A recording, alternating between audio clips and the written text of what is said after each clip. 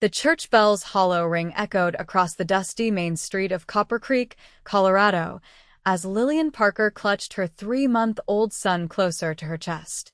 April 1879 had brought unseasonably warm weather, causing beads of sweat to form along her hairline beneath the modest bonnet she wore. Her heart pounded against her ribs as she stood at the entrance of the small whitewashed church, alone except for the infant in her arms. "It's just us now, sweet Thomas," she whispered, her voice breaking. "But we'll manage."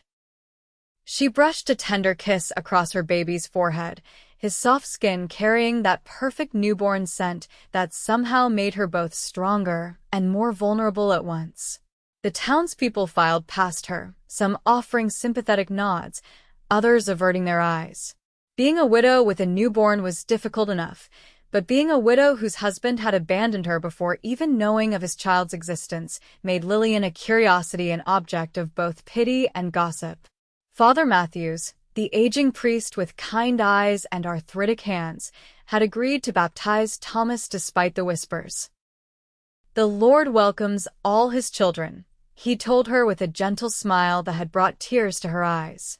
Lillian took a deep breath and stepped through the heavy wooden doors, the weight of her circumstances pressing down on her shoulders. The small church was modestly filled mostly with people who'd come out of obligation or curiosity, rather than support. She recognized Mrs. Howell, the baker's wife who occasionally purchased Lillian's embroidery work, and Dr. Carson, who had delivered Thomas on that terrifying January night when the snow had piled high against the windows of her small cabin. As she made her way to the front pew, her footsteps echoed in the uncomfortable silence. This wasn't how she had imagined her child's baptism. In her dreams, she had stood proudly beside her husband, family members surrounding them with love and celebration. Father Matthews gestured for her to approach the baptismal font. As she did, the church door creaked open, drawing all eyes to the tall figure silhouetted in the doorway. Evan Miller removed his hat, revealing dark hair that curled slightly at the ends. His face was tanned from long days working under the Colorado sun, his eyes the color of the sky just before dusk. He was a man of few words, known throughout Copper Creek as a skilled rancher who kept mostly to himself. Lillian had exchanged pleasantries with him at the general store on occasion, but nothing more. He crossed the church with purposeful strides, his spurs making a gentle jingling sound against the wooden floor. The congregation watched in collective bewilderment as he came to stand beside Lillian. "Sorry I'm late," he said, his voice carrying through the small church. Father Matthews looked as confused as Lillian felt. "Mr. Miller, how may we help you?" Evan's eyes met Lillian's for a brief moment before returning to the priest. "I'm here for the baptism." Lillian's brow furrowed. "Mr. Miller, that boy," Evan interrupted, nodding toward Thomas. "He'll have my name too." A collective gasp rippled through the church. Lillian stared at him, speechless. Father Matthews cleared his throat. "Perhaps we should discuss this in private." "Nothing to discuss in private that can't be said here," Evan replied, his voice steady. "I've known Lillian since she arrived in Copper Creek. I respected her marriage, kept my distance. But things are different now." He turned to face the congregation. "I won't have her and this child facing the world alone when I have the means and the will to provide for them." He turned back to Lillian, his expression softening. "If you'll have me, that is." Lillian's mind raced. She had exchanged perhaps 10 words with Evan Miller in the 2 years she'd lived in town. What could possess him to make such a declaration? Yet there was something in his eyes, a steadiness, a certainty that quieted her racing thoughts. "Mr. Miller," she managed to say, her voice barely above a whisper, "you can't possibly mean this." "I do," he replied simply. "I'll explain more after, but know that I speak in earnest." Father Matthews looked between them, clearly uncertain how to proceed. "Miss Parker, do you wish to continue with the baptism as planned?" Lillian looked down at Thomas, his tiny fingers curling around one of hers. Then she looked back at Evan, standing tall and resolute beside her. Something about his presence gave her courage she didn't know she needed. "Yes," she said finally. "But—" She turned to Evan. "Are you certain about this, Mr. Miller?" "Truly certain. As certain as the sun rises in the east," he replied without hesitation. "That boy deserves a father, and you deserve a partner. I aim to be both, if you'll allow it." The murmuring in the church grew louder as the congregants exchanged shocked whispers. "Then," Lillian said, her voice growing stronger, "we shall proceed with the baptism of Thomas." "Thomas Miller." Father Matthews nodded, the surprise evident on his face giving way to a small smile. "Very well. Let us begin." As the ceremony continued, Evan stood beside Lillian, a respectful distance between them, yet close enough that she could feel the steadying influence of his presence. When Father Matthews asked for the godparents to step forward, there was an awkward silence. "I'll stand for him," came a female voice from the back of the church. Margaret Wilson, the schoolteacher, rose from her seat. She had been one of the few people in town who had shown Lillian genuine kindness after her husband's departure. "And I as well," said Dr. Carson, joining her. Lillian felt tears prick her eyes, gratitude welling up inside her. As the holy water touched Thomas's forehead, he let out a startled cry before settling back into her arms. "I baptize you, Thomas James Miller, in the name of the Father, and of the Son, and of the Holy Spirit," Father Matthews declared. The rest of the ceremony passed in a blur for Lillian. Before she knew it, they were standing outside the church, receiving a mixture of well wishes and curious stares from the townspeople as they dispersed. "Mr. Miller," she said when they were finally alone, save for Thomas sleeping peacefully in her arms, "I believe you owe me an explanation." Evan nodded, gesturing toward a nearby bench beneath the shade of an old oak tree. "I reckon I do." They sat, a proper distance between them, as Copper Creek continued its Sunday business around them. "I've watched you these past months," he began, his voice low. "Seen how you've carried yourself with dignity, despite everything. How you've worked your fingers raw doing that fancy needlework to provide for yourself and your boy, never asking for handouts." He looked at his hands, rough and calloused from years of ranching. "My mother raised me and my 3 brothers alone after my pa died in the war. She never remarried, though plenty offered. Said she couldn't find a man who'd love us boys as his own." He looked up, meeting Lillian's gaze. "I respected that, but I also saw how hard it was on her. How lonely. And you think that gives you the right to claim my child as yours?" Lillian asked, though there was no anger in her voice, only confusion. "No, madam, it doesn't. And if you want me to walk away right now, I will. But I'm offering you and Thomas a home, protection, my name, and my word that I'll treat him as my own flesh and blood." "Why would you do this for strangers?" she pressed. Evan was quiet for a moment. "You're not strangers to me. I've admired you from afar for some time, Miss Parker. Your strength, your grace. As for Thomas, well, every boy deserves a father who'll teach him to be a good man." Lillian studied his face, looking for any sign of deception or ulterior motive, but found only sincerity. "I'm not proposing love, Miss Parker," he continued when she remained silent. "I'm proposing a partnership, one built on respect and common purpose. Perhaps, in time, other feelings might develop, but I won't presume upon them. And if they don't," she asked softly, "then we'll still have built a good life and given Thomas a stable home. That seems worth the risk to me." A gentle breeze stirred the leaves above them, casting dappled shadows across the ground. In the distance, a wagon rattled down the main street, and children's laughter drifted from somewhere nearby. "My husband," Lillian began, her voice catching slightly. "He left when the gold fever took him. Said he'd return with enough to set us up proper. But the months passed, and no word came. Then I discovered I was with child." She looked down at Thomas. "I wrote to him at every mining camp I could think of, but never received a reply. I don't even know if he's alive or dead. I'm sorry, Evans said simply. I've made my peace with it, she replied, though they both knew it wasn't entirely true. But I won't enter another arrangement only to be abandoned again. I understand. Evan's gaze was steady. I can only give you my word, and hope that in time my actions will prove its worth. Lillian considered his offer. She had few options, her small savings were dwindling, and her embroidery work barely covered the rent on her modest room above the milliner's shop. Winter would come again, and with it, more challenges for a woman alone with a child. I would need time, she said finally, to know you better before making such a decision. Evan nodded. Of course. But… He hesitated. The offer of my name for Thomas stands regardless.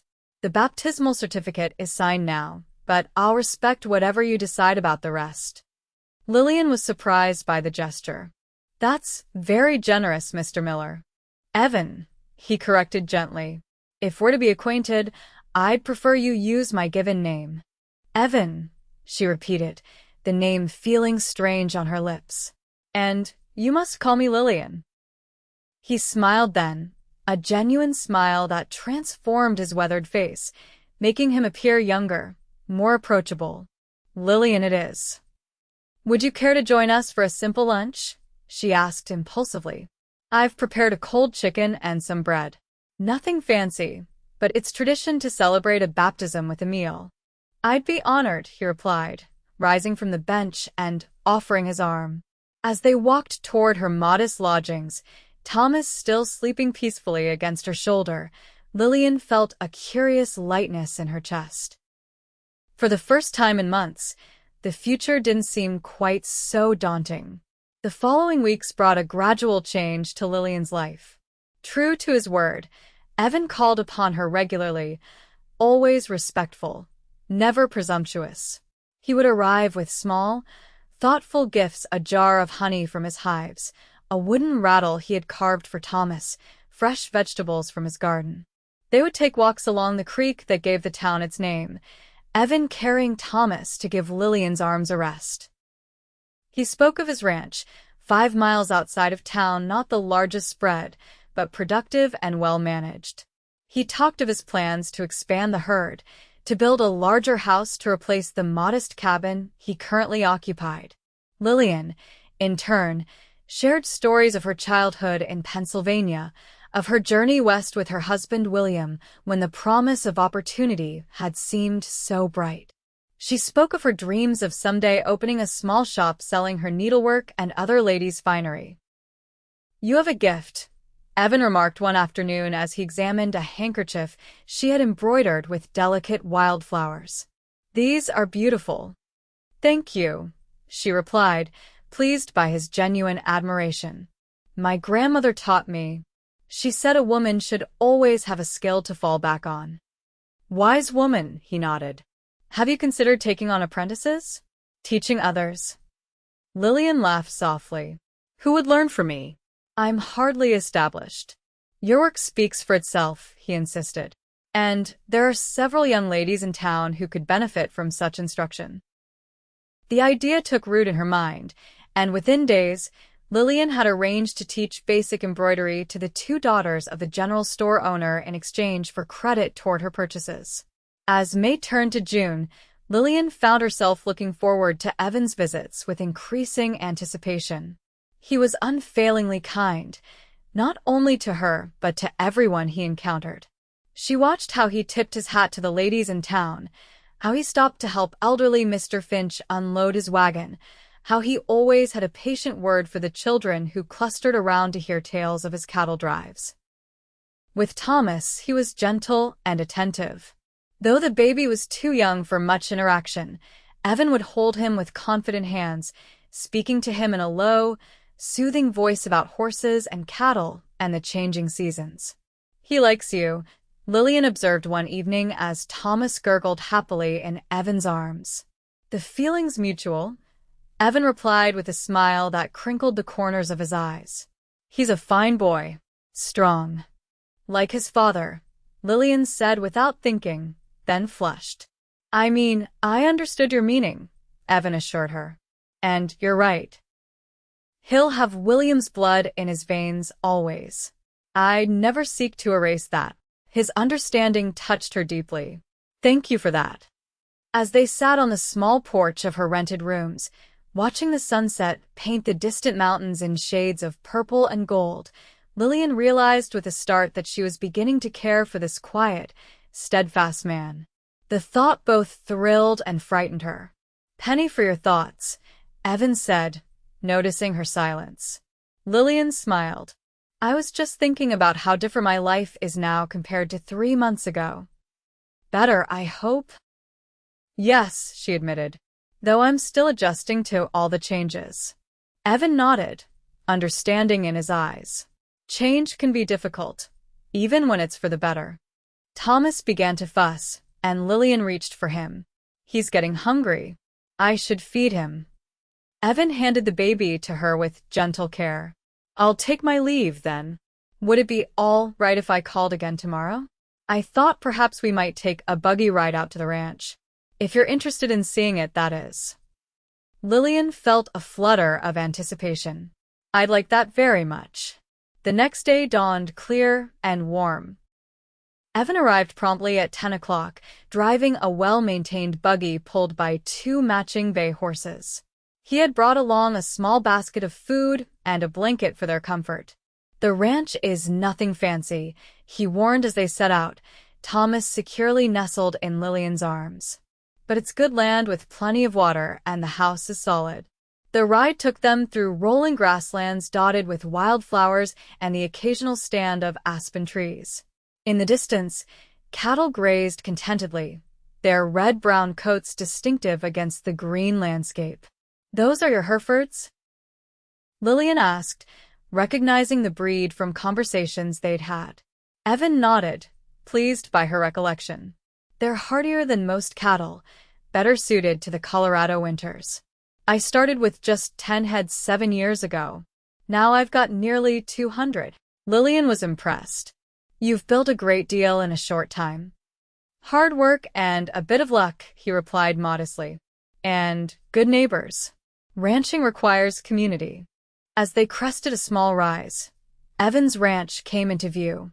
The main house was indeed modest but well-constructed, with a covered porch wrapping around 2 sides. A large barn stood nearby, along with several smaller outbuildings. A creek wound through the property, its banks lined with cottonwood trees. "It's beautiful," Lillian said sincerely. Evan's expression was a mixture of pride and critical assessment. "It needs work. The house especially. I built it for function, not comfort." He hesitated, but it could be made into a proper home, with the right touches. The implication hung in the air between them as he helped her down from the buggy. Thomas had fallen asleep during the journey, his small face peaceful in slumber. "Would you like to see inside?" Evan asked. Lillian nodded, curious about this place that represented so much of who Evan was. The interior of the house was clean and orderly, if sparse. A main room served as both kitchen and living area, with a substantial stone fireplace dominating one wall. A narrow hallway led to 2 small bedrooms, and what Evan explained was intended to be a third, though it currently stored trunks and boxes. "My mother's things," he explained, noticing Lillian's glance. "She passed 3 years ago. I haven't had the heart to sort through it all yet." "I understand," Lillian said softly. "When you lose someone, their possessions become precious links to memory." Evan nodded, grateful for her comprehension. "I thought," he cleared his throat, "if you were ever to consider my offer seriously, this room could be made proper for Thomas. And the main bedroom is larger than it appears. New curtains and such could make it quite comfortable." Lillian felt a blush rise to her cheeks at the thought of sharing a bedroom with Evan. Though they had grown closer over the past weeks, there had been nothing beyond the most proper interactions between them. Seeing her discomfort, Evan quickly added, "Or I could take one of the smaller rooms. Whatever would make you feel at ease." His consideration touched her. "You've thought this through, haven't you?" "Yes," he admitted. More than perhaps I should, given that you've made no promises. They returned to the main room, where Evan stoked the banked fire and put on a pot of coffee.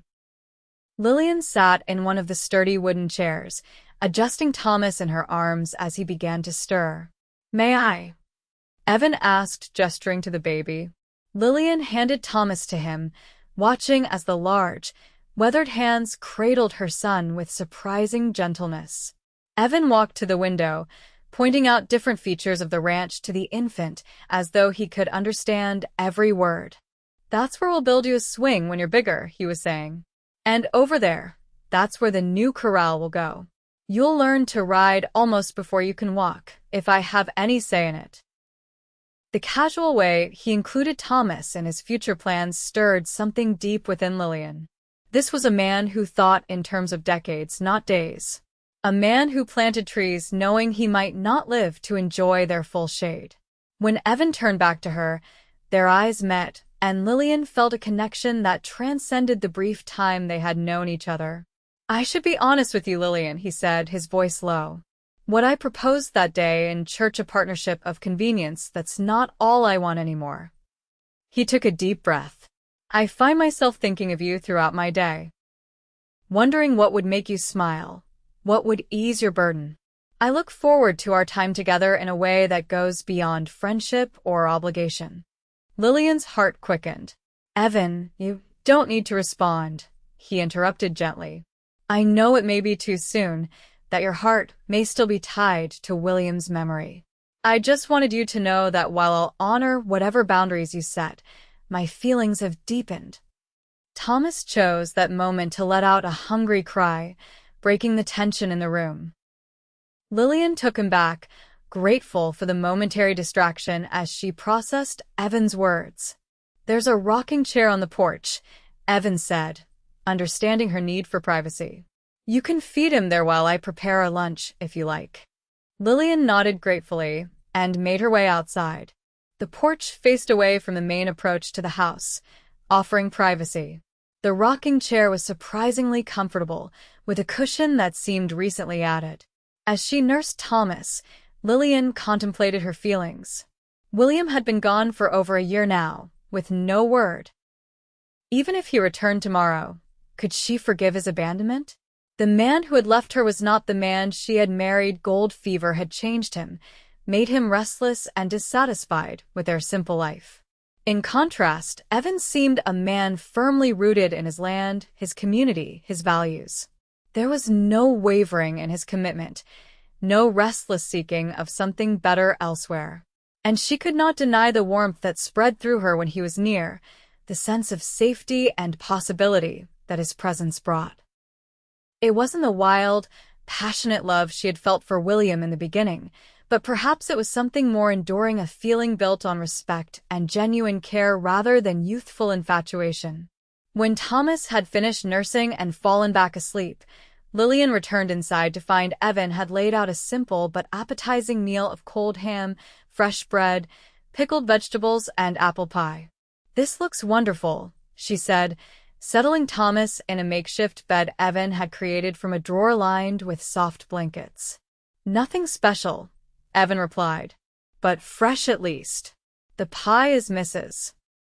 Holbrook's work. I'm no hand at baking." They ate in comfortable conversation, discussing his plans for the fall cattle sale and her growing number of embroidery students. As they talked, Lillian found herself imagining what it would be like to share this table every day, to build a life in this house that could become a home. After lunch, Evan showed her around the rest of the property, the vegetable garden he maintained, the chicken coop, the spring house where milk and butter were kept cool. Everywhere she looked, Lillian saw evidence of careful stewardship and thoughtful planning. "You've built something remarkable here," she told him as they walked back toward the house, Thomas once again in Evan's arms. "You should be proud." "I am," he admitted. "But a ranch is only part of what makes a full life." He looked down at Thomas, then back at her. "Family matters more." The sun was beginning its descent toward the western mountains when they finally packed up to return to town. As Evan helped her into the buggy, his hand lingered on hers, just a moment longer than necessary, sending a flutter through her chest. The ride back was quiet, both lost in their own thoughts as the landscape rolled by in the golden light of late afternoon. When they reached her lodgings, Evan walked her to the door, carrying the now sleeping Thomas. "Thank you for today," Lillian said, taking her son back into her arms. "For showing me your home." "Thank you for coming," he replied. "And Lillian." He paused, seeming to gather his courage. "I meant what I said earlier. My feelings for you have grown beyond what I initially proposed. But I understand if you need more time, or if you can't return those feelings. The offer of marriage for Thomas's sake and your security still stands regardless." Lillian looked up at him, this man who had become so important to her in such a short time. "Evan," she took a deep breath. "I need a little more time. Not because I don't care for you, but because this decision affects not just me, but Thomas as well. I want to be certain." Evan nodded, his expression a mixture of hope and patience. "Take all the time you need. I'll be here." He tipped his hat and turned to go, but Lillian impulsively reached out to touch his arm. When he turned back, she rose on tiptoe and pressed a soft, brief kiss to his cheek. "Thank you," she whispered, "for everything." A smile spread across his face, transforming his features. "Good night, Lillian." "Good night, Thomas," he added, gently touching the baby's head. As she watched him walk away, Lillian felt a certainty growing within her. This man steady, kind, and true was offering her and Thomas not just security, but the possibility of genuine happiness. The following week brought a flurry of activity to Copper Creek. The summer festival was approaching, and the town was bustling with preparations. Lillian found herself commissioned to embroider banners for the celebration, keeping her fingers busy late into the evening after Thomas had fallen asleep. Evan continued his regular visits, though the demands of the ranch limited their time together. He arrived one evening with flour and sugar dusting his clothes. "What happened to you?" Lillian asked, laughing as she brushed some of the white powder from his shoulder. "Mrs. Holbrook is teaching me to bake," he admitted sheepishly. "I thought it might be a useful skill for a family man to have." The simple statement and the effort behind it touched Lillian deeply. Each day brought new evidence of Evan's commitment to creating a real family, not just a convenient arrangement. On the day before the festival, Lillian was at the general store purchasing thread when she overheard a conversation that made her blood run cold. "Said he saw William Parker over in Silverton last month," Mr. Jenkins was saying to the store owner. "Apparently, he struck it rich in one of those mines. Walking around like a peacock, from what I heard." "Does Mrs. Parker know?" the store owner asked in a hushed voice. "Not that I'm aware. And I'm not sure she should, what with her and Miller getting so close. Man abandons his wife, he loses his rights, I say." Lillian clutched the counter for support, her mind racing. William alive and prosperous, while she had struggled to feed their child. The betrayal cut deep, reopening wounds she had thought were healing. "Mrs. Parker," the store owner said, noticing her pale face. "I didn't see you there. Are you all right?" "Yes," she managed to say. "I just need some air."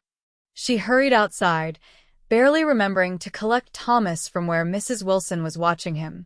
The schoolteacher took one look at her face and insisted on walking her home. "What's happened?" Margaret asked once they were safely inside Lillian's rooms. "You look as though you've seen a ghost." "In a way, I have," Lillian replied, sinking into a chair. She explained what she had overheard, her voice shaking with emotion. Margaret's expression hardened. "That scoundrel. To abandon you when you needed him most, and then to prosper while you struggled. What should I do?" Lillian asked, feeling lost. "Should I try to contact him? He's Thomas's father, after all." "A father is more than blood," Margaret replied firmly.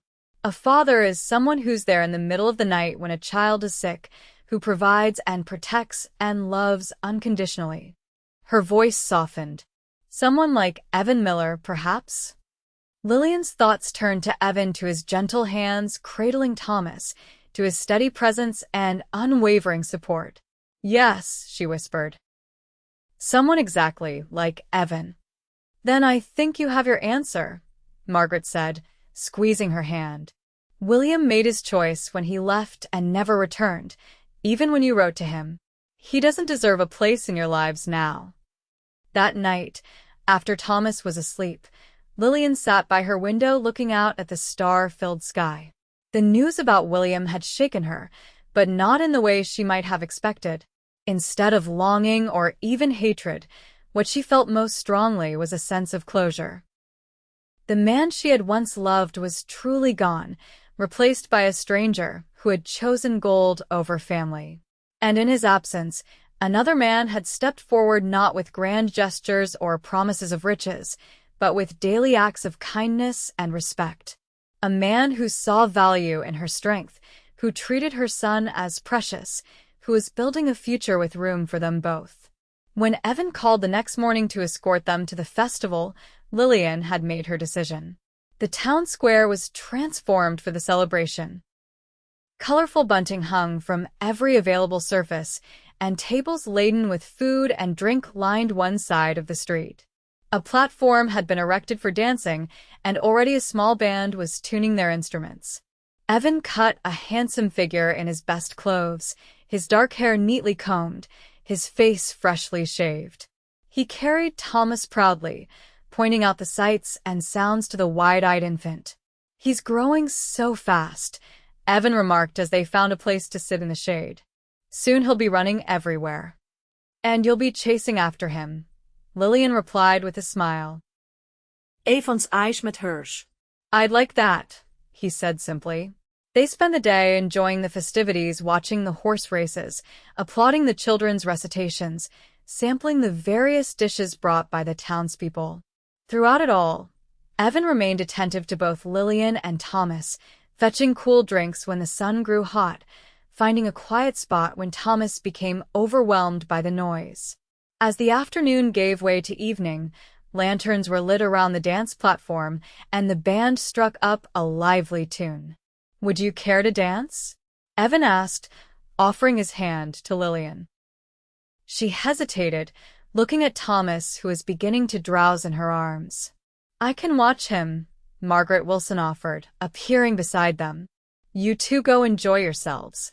With a grateful smile, Lillian handed Thomas to the schoolteacher and took Evan's outstretched hand.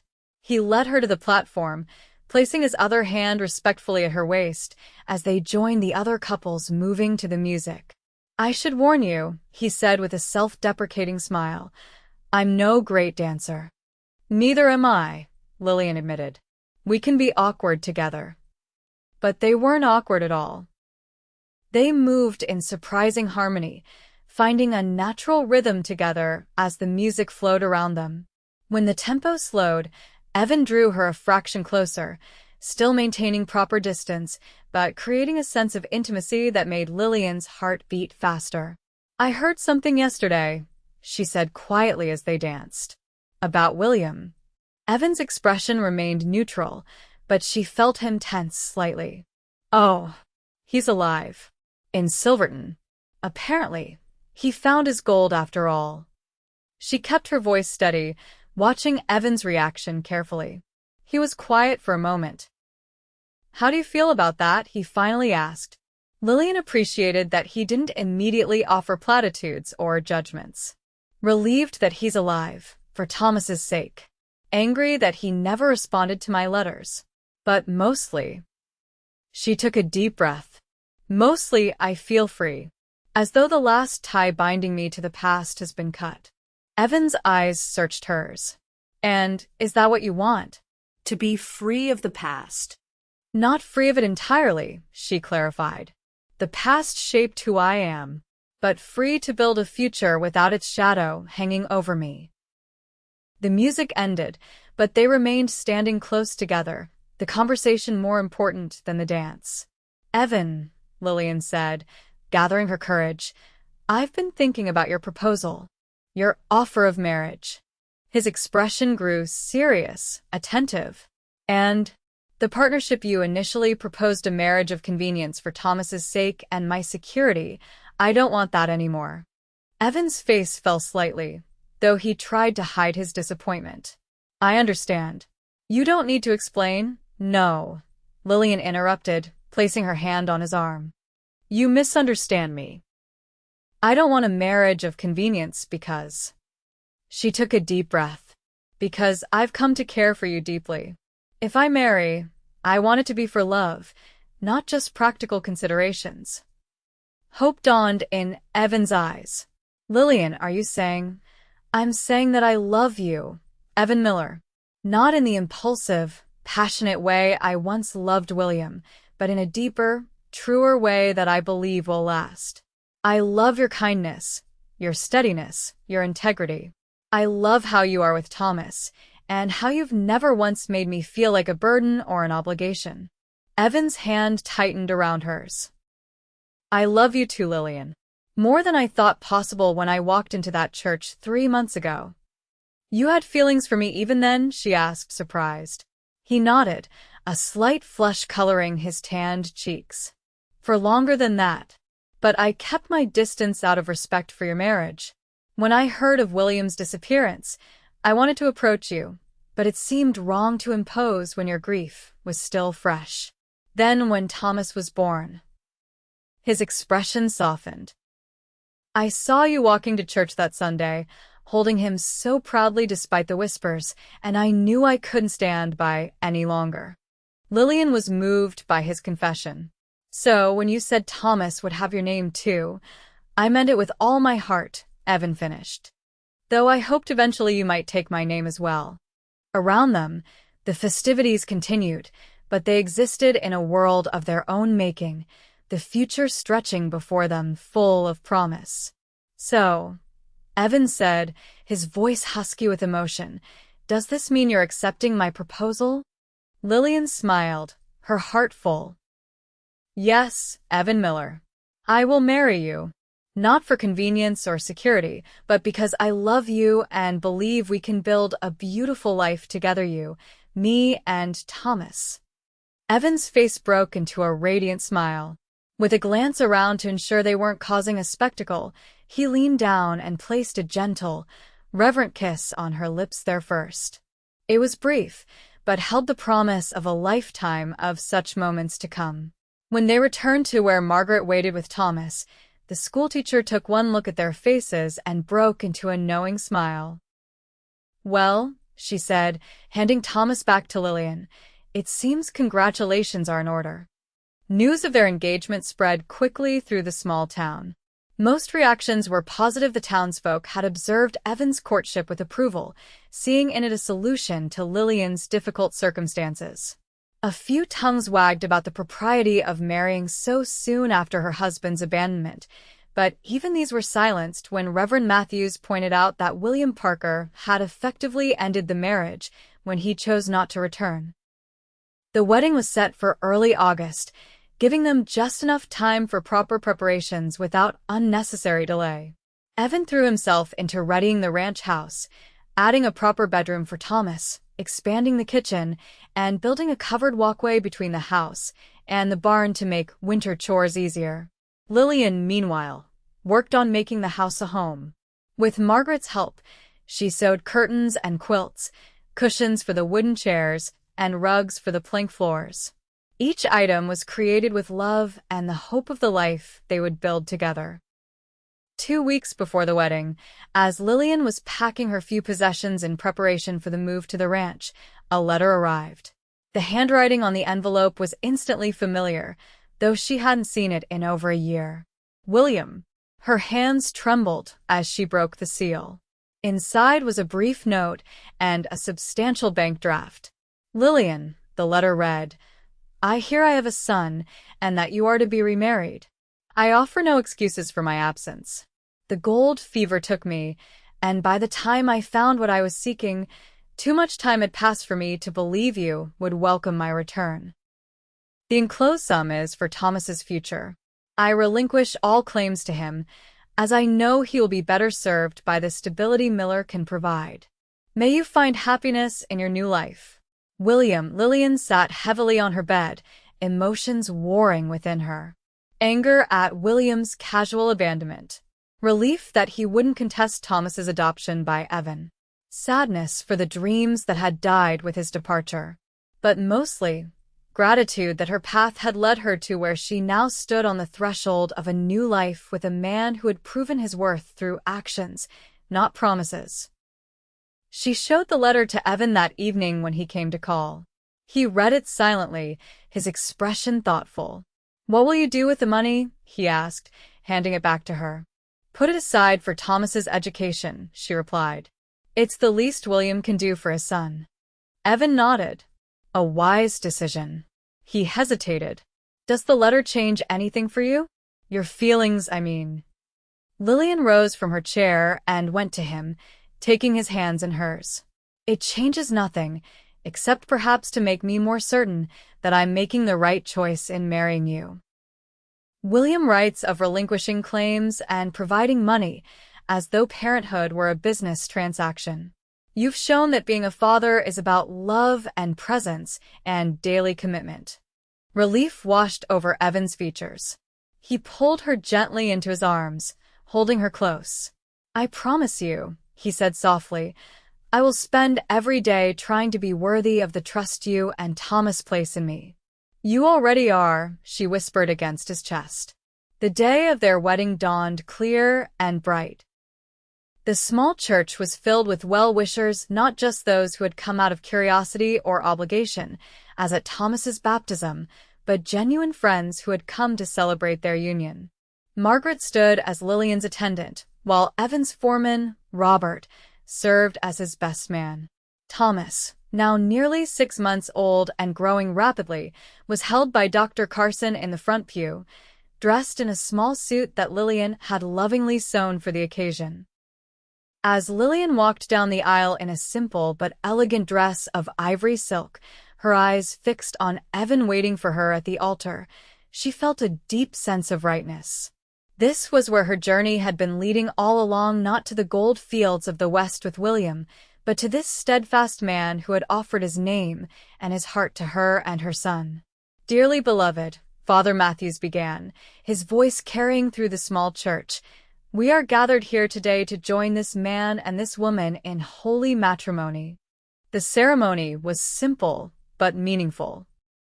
When they exchanged vows, Evan's voice was clear and unwavering, his eyes never leaving Lillian's face. After the rings were exchanged and the final blessing given, Father Matthews smiled broadly. "I now pronounce you husband and wife. You may kiss your bride." Evan cupped Lillian's face gently in his hands and kissed her with reverent tenderness, sealing their union before God and community. The congregation erupted in applause, with several of the ladies dabbing at their eyes with handkerchiefs. As they turned to face their friends, Dr. Carson approached with Thomas in his arms. Evan took the baby, holding him securely as they made their way back down the aisle, no longer a woman alone with her child, but a family united by choice and love. The celebration continued at the town hall, where tables groaned under the weight of food brought by neighbors and friends. There was music and dancing, laughter, and well wishes. Lillian found herself surrounded by genuine warmth from a community that had once viewed her with pity and curiosity. "Mrs. Miller," Evan said, the name still new and wonderful on his lips as they shared a quiet moment amidst the festivities. "Are you happy?" Lillian looked up at her husband, at the love shining in his eyes, then at Thomas sleeping peacefully in his arms. "More than I ever thought possible," she replied truthfully. As the sun began to set, they said their goodbyes and climbed into the buggy that would take them to their home, for it was truly their home now, not just Evan's ranch. Thomas would grow up there, learn to walk on its wooden floors, play in the creek that ran through the property, eventually ride the gentle horses his father would train especially for him. The ranch house glowed with lamplight as they approached, a welcoming beacon in the gathering dusk. Evan had arranged for his foreman's wife to come earlier in the day to light the fires and prepare a simple supper, ensuring their homecoming would be comfortable. When they reached the porch, Evan surprised Lillian by handing Thomas to her, then sweeping her into his arms to carry her across the threshold. "Welcome home, Mrs. Miller," he said, setting her gently on her feet in the main room, which had been transformed by their combined efforts into a warm, inviting space. Fresh flowers stood in a vase on the table, and a fire crackled merrily in the fireplace, taking the edge off the evening coolness. After settling Thomas in his new bedroom, they shared a quiet supper together, the reality of their new life together still sinking in. There was a momentary awkwardness as the evening grew late, the transition from courtship to marriage bringing natural shyness despite their deep feelings for each other. Evan, ever sensitive to Lillian's comfort, squeezed her hand gently. "I meant what I said during our courtship," he told her. "We'll take things at whatever pace feels right to you. There's no rush." Lillian's heart swelled with love for this man, who continually put her needs before his own. "Thank you," she said softly, "for understanding." Their first night as husband and wife was spent in gentle exploration and tender discovery, building a physical connection to match the emotional bond they had formed over the preceding months. Evan was patient and considerate, Lillian trusting and responsive. By the time they fell asleep in each other's arms, their union had been sealed in every sense, their future together begun in love and mutual respect. The years that followed brought challenges, as all lives do, but also joy in abundance. Thomas grew into a strong, thoughtful boy who worshipped the man he called father, never knowing that the blood in his veins came from another. Evan formally adopted him on his 5th birthday, though in every way that mattered. He had been Thomas's father from the day he had stepped into that church and declared, "He'll have my name too." A sister joined Thomas 2 years after the wedding, Emma Margaret Miller, with her mother's auburn hair and her father's steady blue eyes. 2 years after that came James Evan, completing their family and filling the ranch house with the chaos and laughter of childhood. Lillian's embroidery work evolved from a means of survival to a thriving business. With Evan's encouragement, she opened a small shop in town, teaching classes and creating commission pieces that became prized possessions throughout the county. Her designs, inspired by the Colorado wildflowers and landscapes she had come to love, gained recognition even in Denver, where ladies of society sought out her work. Evan expanded the ranch, building it into one of the most respected cattle operations in the region. He served on the town council, helped establish a proper school, and became known as a man whose word was his bond. But his greatest pride remained his family, the wife who had brought light and warmth to his life, and the children who raced to meet him whenever he returned from his work. On the 10th anniversary of their wedding, as they sat on the porch watching their children play in the yard, Evan took Lillian's hand, his thumb brushing over the gold band he had placed there a decade before. "Do you ever regret it?" he asked quietly. "Saying yes to a man you barely knew that day in church." Lillian turned to look at him, this man who had become the center of her world. The years had added a few strands of silver to his dark hair, a few lines around his eyes, but his gaze still held the same steadfast love that had drawn her to him from the beginning. "Never," she said with absolute certainty. "It was the best decision I ever made." Evan smiled, lifting her hand to his lips. "Do you remember what I said that day? About Thomas? He'll have my name too," Lillian quoted softly. "I had no idea then how much more we would share: a life, a home, more children, all these years of memories." Evan's voice was husky with emotion. "You gave me a family, Lillian, a purpose beyond myself. There's no greater gift." Lillian leaned her head against his shoulder, watching as Thomas, now a lanky 10-year-old, helped Emma up after a tumble, while little James toddled determinedly after his siblings.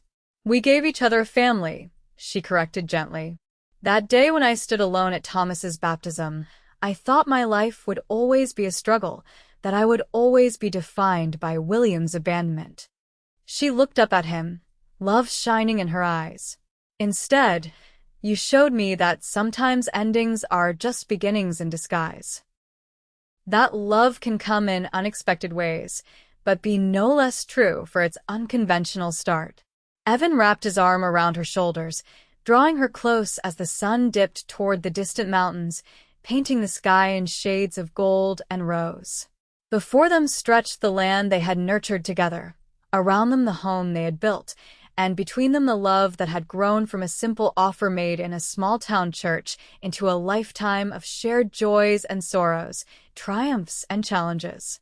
"I love you, Lillian Miller," Evan said, his voice carrying all the emotion of a decade shared. "As much today as I did the day you became my wife, and more with each passing year." "And I love you," Lillian replied, her heart full. "My steady, honorable cowboy who gave a name to my son and a home to my heart." As the first stars appeared in the darkening sky, they called the children in for supper, the familiar rituals of family life enfolding them in comfort and belonging. Later, when the little ones were tucked into bed with stories and kisses, Evan and Lillian would share quiet conversation by the fire, planning for tomorrow, next month, the years ahead, secure in the knowledge that whatever life brought, they would face it together, their love a shelter against every storm. And if sometimes Lillian thought back to that April day in 1879 when she had stood alone at her baby's baptism, it was only to marvel at how far they had come from strangers joined by an impulsive offer to partners bound by the deepest love, from uncertainty to security, from solitude to family. In the end, it was Thomas himself who perhaps understood best what had happened that day. On his 16th birthday, after learning the full story of his birth and Evan's entry into their lives, he had looked at the only father he had ever known with clear-eyed wisdom beyond his years. "Some men become fathers through blood," he had said, "and others through choice. I reckon the ones who choose it have the stronger claim, since they do it with open eyes and full hearts." Evan had been unable to speak, but the embrace between father and son had said everything necessary. And Lillian, watching them, had known with absolute certainty that the moment a lone cowboy had walked into a church and declared, "He'll have my name too," had been the turning point that had led them all to this life of abundance and love, a reminder that sometimes the greatest journeys begin with a single step taken in faith.